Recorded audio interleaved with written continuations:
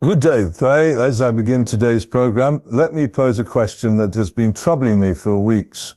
When did we collectively agree to pretend that catastrophic military defeat could be rebranded as strategic success simply by repeating comfortable lies often enough?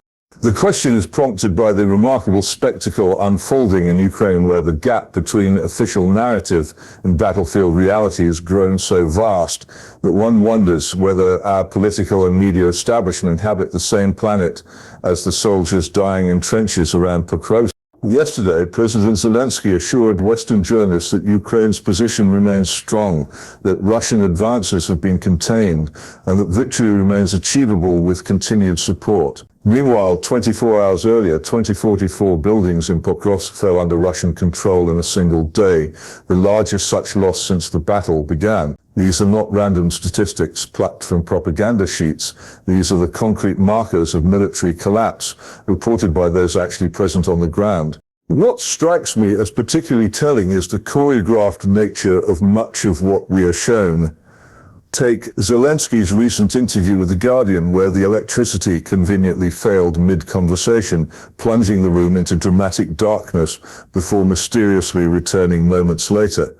Russian officials were quick to point out that the Mariinsky Palace, where this theatrical moment occurred, possesses multiple backup generators and has never been targeted in 3 years of conflict. One might charitably assume this was genuine coincidence, or one might recognize it as symptomatic of a leadership that has learned to treat war as a media production rather than a military reality. But here lies the problem that has haunted every failed Western intervention of the past quarter century. We've become so addicted to our own propaganda that we cannot distinguish between what we wish to be true and what actually is true. Those of us who are enough to remember Iraq will recognize the pattern. In 2006, as sectarian violence tore Baghdad apart and American soldiers died daily, we were assured that democracy was taking root and progress was being made. In Libya, as Benghazi burned and militias carved up the country, we celebrated the success of humanitarian intervention in Afghanistan, right until the moment helicopters lifted off from Kabul's embassy roof. Officials insisted the government was stable and the Taliban contained. The mechanics of this self-deception are worth examining closely, for they reveal something troubling about how democracies can be manipulated into sustaining disastrous policies. Intelligence agencies produce assessments that conform to political expectations rather than ground truth. Think tanks funded by defense contractors publish studies that invariably recommend more military involvement. Journalists, dependent on official sources and fearful of being labeled unpatriotic, regurgitate talking points without serious scrutiny. Most perniciously, this ecosystem creates powerful incentives for escalation. When initial interventions fail to achieve stated objectives, the response is never to question the fundamental premise, but always to demand greater commitment. We saw this in Vietnam, where each failure was met with calls for more troops, more bombing, more resolve. We saw it in Iraq, where insurgency was met with surge strategies and expanded military operations. Now we see it in Ukraine, where each Ukrainian setback prompts demands for longer-range missiles, more sophisticated air defenses, and ultimately the direct involvement of Western forces. Ukraine represents the culmination of this pathological relationship with reality.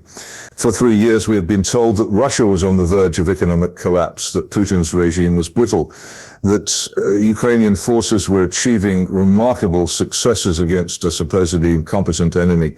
The industrial-scale production of this narrative required the active participation of intelligence agencies, defense contractors, political establishments, and a media ecosystem that long ago abandoned any pretense of skeptical inquiry. The result is a democracy that no longer functions as advertised, not because elections have been rigged, but because the information environment has been so thoroughly corrupted that rational policy making has become impossible. Consider the extraordinary omission buried in Ukrainian railway announcements last week. All rail links to Slavyansk and Kramatorsk have been suspended. For those unfamiliar with military logistics, railways are the arteries through which modern armies survive. Artillery shells, fuel, food, medical supplies, everything that keeps soldiers fighting moves by rail. When railway connections are severed, You are not looking at tactical difficulties, you are looking at the prelude to siege. This development represents something far more significant than temporary logistical adjustments. Both Slivansk and Kramatorsk are among Ukraine's last remaining strongholds in Donbass, cities that have been fortified for 8 years and were supposed to represent impregnable defensive positions. The decision to cut rail links suggests Ukrainian commanders no longer believe these positions can be supplied, which in turn suggests they no longer believe these positions can be held. Yet this development, which signals the impending loss of Ukraine's last major strongholds in Donbass, received virtually no coverage in Western media. Instead, we were treated to breathless accounts of Ukrainian drone attacks on Russian territory and speculation about the latest aid package. The disconnect is so complete that one begins to suspect it must be deliberate, a conscious choice to ignore developments that contradict preferred narratives. The scale of Ukraine's current predicament becomes clearer when you examine data that rarely appears in mainstream reporting. October 2025 witnessed the highest monthly desertion rate in Ukrainian military history. 21,000 soldiers abandoned their posts. This is not a temporary crisis of morale. This is the systematic disintegration of a fighting force. To put this in perspective, during some of the darkest moments of the Vietnam War, monthly desertion rates in the US military peaked at roughly 5,000. The current Ukrainian figures represent the equivalent of an entire division simply walking away from the war each month. More troubling still, these statistics likely understate the reality as they exclude those who simply fail to return from leave or who are listed as missing rather than absent without leave. The desperation behind these figures becomes clearer when one considers the penalties for desertion under Ukrainian military law. Soldiers caught abandoning their posts face lengthy prison sentences, yet tens of thousands risk this consequence rather than return to the front. This suggests combat conditions so intolerable that imprisonment appears preferable to continued service. Meanwhile, Ukrainian energy infrastructure is collapsing under sustained Russian attack.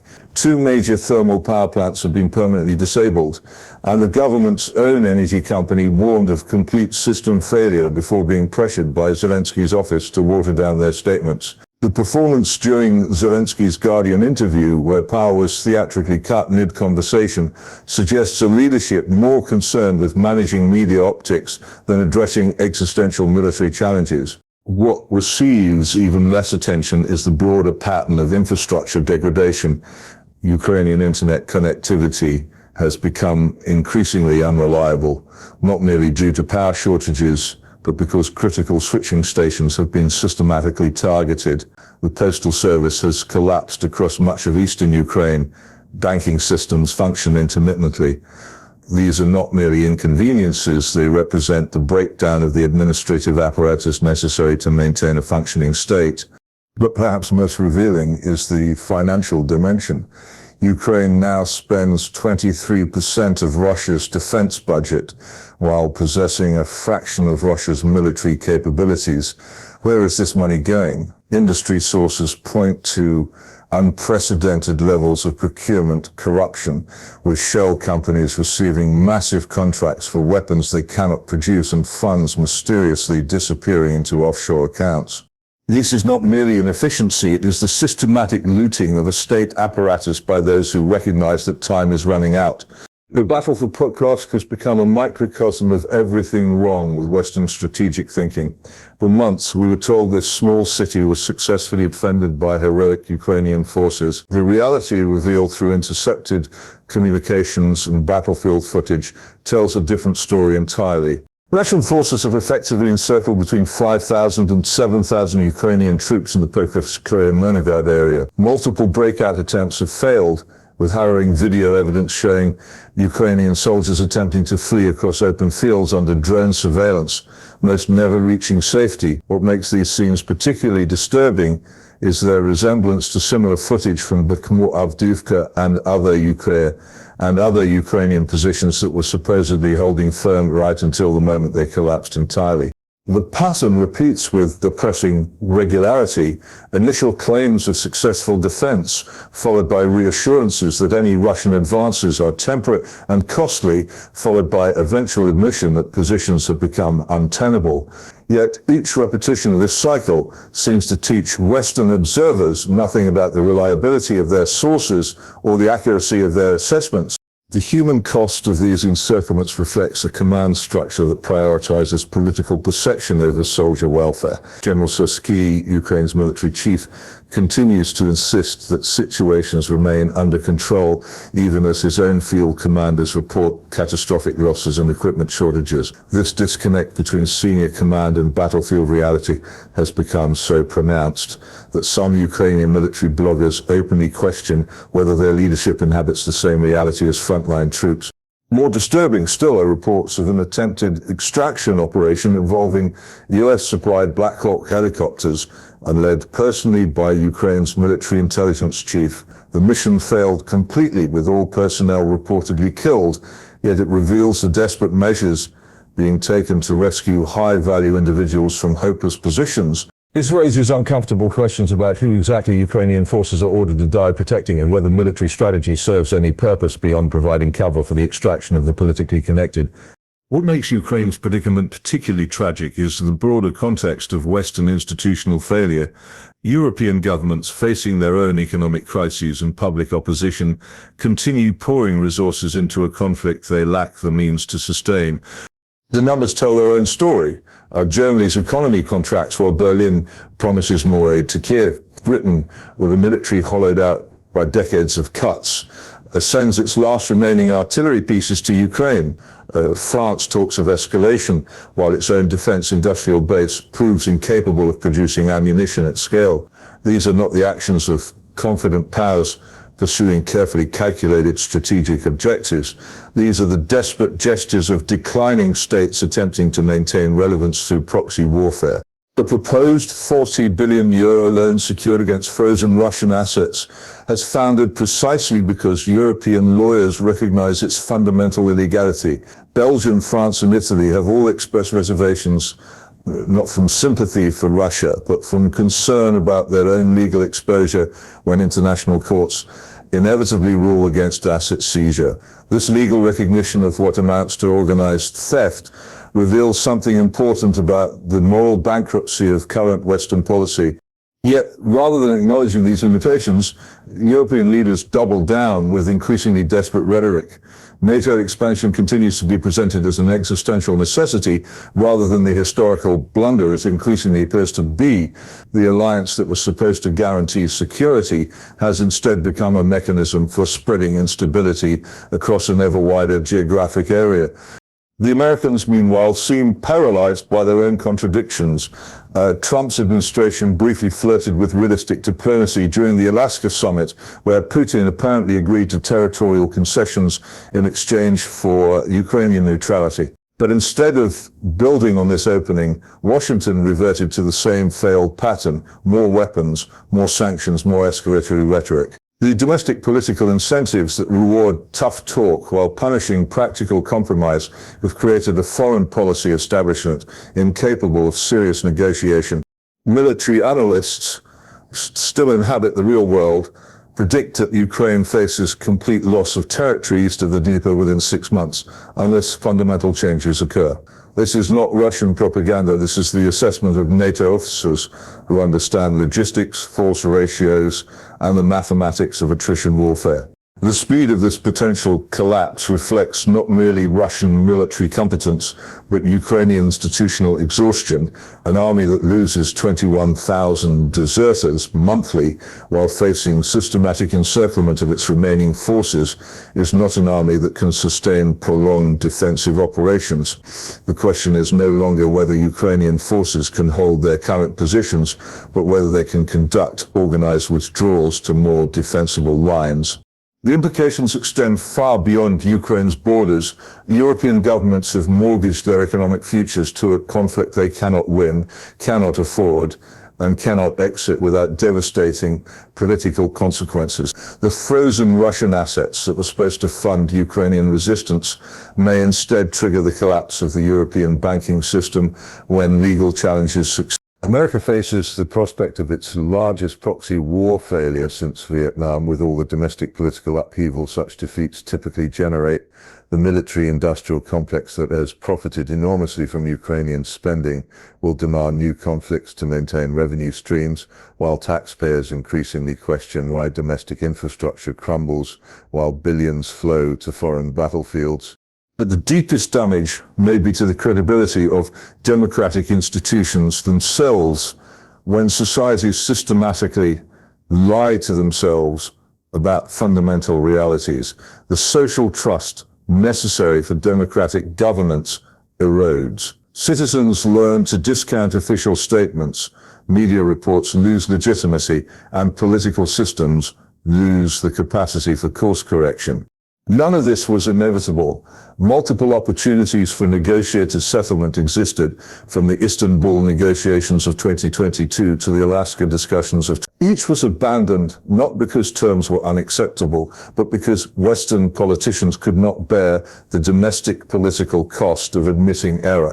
The Minsk agreements of 2014 and 2015 offered a framework for Ukrainian neutrality and regional autonomy that might have prevented this catastrophe entirely.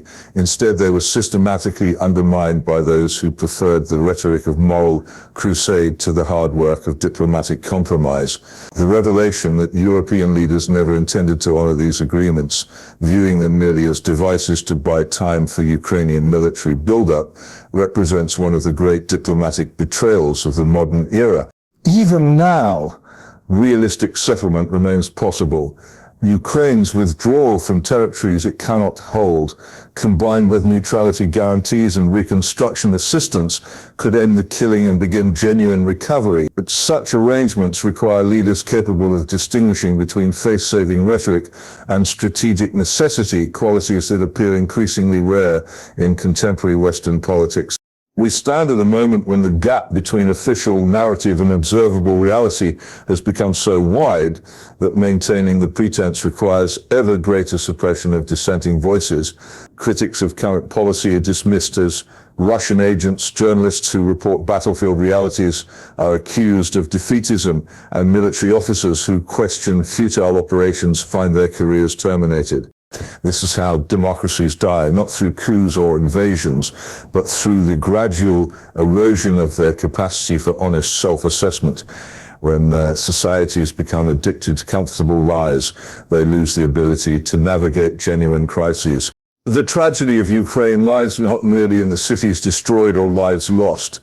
Though these represent genuine human catastrophe, the deeper tragedy lies in what this conflict reveals about the decay of Western institutional competence and moral seriousness.